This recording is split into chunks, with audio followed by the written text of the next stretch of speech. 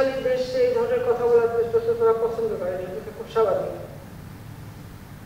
তবে একসাথে মিটিং করেছিলাম, লতিফুর রহমান তখন তত্ত্বাবধায়ক সরকার, তার বাড়িতে আমাদের লাঞ্চে দাওয়াত দেওয়া হলো, খালেদা জিয়া আর মাটান ভুঁইয়া আর আমি আর জিল্লুর রহমান সাহেব।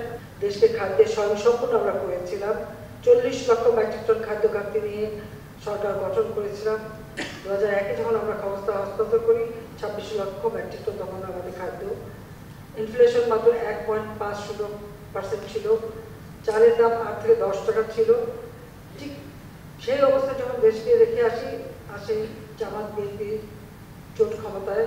এবং আপনারা জানেন যে আমার উপর একটা চাপ ছিল, আমাদের গ্যাস বিক্রি করতে হবে, এক দেশ কিংবা যারা উত্তোলন করে তারা বিক্রি করবে আর এক দেশ কিনবে।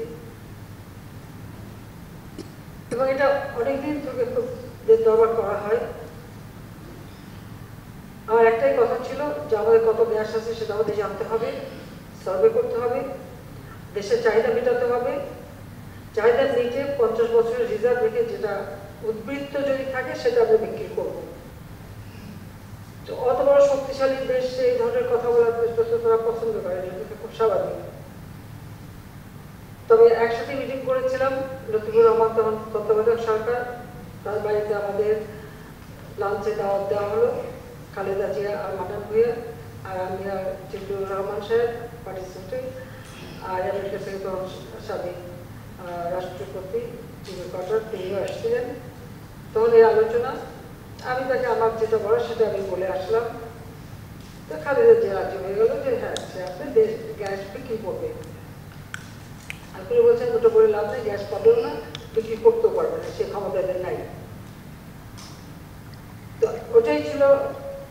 আমাকে তো আমেরিকা অফিসিয়াল দাওয়াত দিয়েও নিয়ে গেল, দেখা হচ্ছে 3 রাত থেকেও আসলাম। আমেরিকার প্রেসিডেন্টও বাংলাদেশ ভিজিট করে গেল, ওই একটাই দাবি।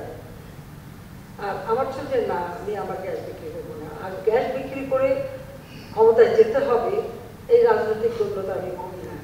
আমি বঙ্গবন্ধু শেখ মুজিবের মেয়ে, দেশ বেচতে আসেনি, ক্ষমতা আসে না, আমার কিছু আসতে না, ঠিকই ক্ষমতা আসতে পারলাম না। এরপর তো আপনারা দেখেছেন যে আমরা আন্দোলন সংগ্রাম করছি জনগণের ভোটের অধিকার প্রতিষ্ঠার জন্য, দুর্নীতি, সন্ত্রাস, জঙ্গিবাদ, সারা বাংলাদেশের মানুষের জীবনটাই তো ছিল একটা অস্বাভাবিক অবস্থায়।